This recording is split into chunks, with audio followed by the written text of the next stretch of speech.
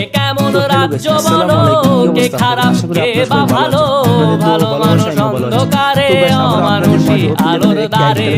এ কেমন হচ্ছে খেলা, চারিদিকে কষ্ট মেলা, কে কোথায় যাচ্ছি ভেসে, থামবো কোথায় অবশেষে। রাজার রাজ্যে সবাই গোলাম, করতে হবে রাজার সুনাম, না হয় তোমার কল্লা যাবে, বিরাট কঠিন শাস্তি পাবে।